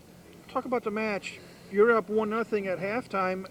What was the thoughts at halftime playing a team that's playing their first actual game in Division I, even though it's classified as an exhibition? Well, there's no easy games. I mean, we play, whether you're playing Division I, Division II, or NAIA school, one of the hardest games we had in the spring was against Bethel College, so I think we take every game, for what it's worth, and it was certainly a very competitive game. Really, up until the third goal went in, it was very competitive. I thought, that they really hung in tough, and, I thought we obviously carried the game. As maybe we should, because we've got a little bit more experience, but they hung in really all the way, and then the third goal went in, and I felt that was they dropped, their heads dropped, and that's maybe a wee lesson you shouldn't let you, because I mean suddenly third goal, then a fourth goal, then a fifth goal, and that is one of the things you've got to learn, that you don't let your head drop, but that they're human, and my teams have done exactly the same at times. So, but you've got to learn from it, but they hung in tough, and it was a great opening game for us as well. So. Could you briefly comment on the play of two of your players, Chad Riley and Eric Braun, because they seem to be the stalwarts of your team on the field tonight? Yeah, there's a lot of players played well. I think it's these are obviously Chad. You can see Chad, he's very mobile, he gets involved, he hits tremendous set pieces, so he's very dangerous. And Eric's a class player, but the whole team, I thought there was a lot of good contributions today, and I think we talk about being a team, so I don't like singling players, but the two you mentioned, I certainly would say had an excellent match. Let's look ahead. This match is over with. Now you take your team back to the motel, you get a few hours rest, and then you go up against this team from Ann Arbor called the University of Michigan. Yeah. And there's a big rivalry between Michigan and Notre Dame. How do you see tomorrow afternoon's match? I saw Michigan play today, and they were very impressive. They really, they scored more goals than we did. I think they scored 6 goals against West Virginia. So they looked an excellent team, and there's no question that they've got some fine players, so that'll be a test for us. But that's why you play pre-season scrimmages, to just see what you've got, and we'll take it tomorrow. So we'll see what happens then. Well, congratulations on the victory over IPFW tonight. Thanks very much. Thank you. No, Coach Terry Stefankowitz, first game, you finally get your team on the field. For 83 minutes, it was a close match, 2-0, though the final score said 5-0. Your assessment of this game? Yeah, I don't think the score was indicative of the way we played. I thought we played hard, start to finish. Sean Carrier in the back was superb. Peter, for being a freshman goalkeeper, I thought he did a great job. We saw The first goal was a mistake. We overcommitted, and you can't do that. I mean, it's something we preached all the time. But the good thing is I found some kids off the bench that helped us a lot, so I think we've really got a lot to build on. I'm excited about getting back to practice this week because I can see some really good things. We got to figure out a way to put the ball in the net, obviously, but defensively, I think we're going to be okay. We need to be able to play one-touch passing a little bit better. We found that we knocked the ball around pretty good in the back. We got ourselves out of a lot of jams by just one touch in it. So I even though it's 5-0, there was a lot of good things that happened, and I think there's a lot to build on here. Second half, even though they scored early to make it 2-0, for the most part, until the last 7 minutes, this team was in it. And I thought Ian Lulia played extremely well in the second half. Well, not only Ian, but we changed some things. We put some high pressure on them, and all of a sudden we got some attacks. In the first half, our game plan was to kind of meet them at midfield, let them play around in the back, and because they couldn't score from back there, and then attack them. In the second half, we put some pressure on them. We got a couple good attacks, and Derek Laliberti had a great shot. As a matter of fact, I jumped up. I thought it was in. And that would have made it a 1-1 game. So there were some really, really positive things. I got to give Notre Dame credit. They're very well prepared. Their restarts were excellent. Number 10 is a dynamic player from Germany. They're a good team. This game is now over. You have another one tomorrow afternoon, 5 o'clock against West Virginia, who lost to Michigan 6-1. Thoughts on this upcoming match? Well, we kind of scouted them. We watched them play.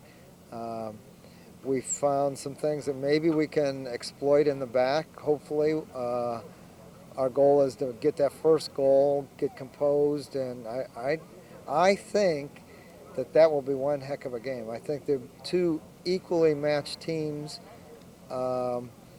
If their goalkeeper plays anywhere like he did today, I think that we will take advantage of some things. He probably won't tomorrow. He's probably a little bit nervous today, but I think we'll do well tomorrow.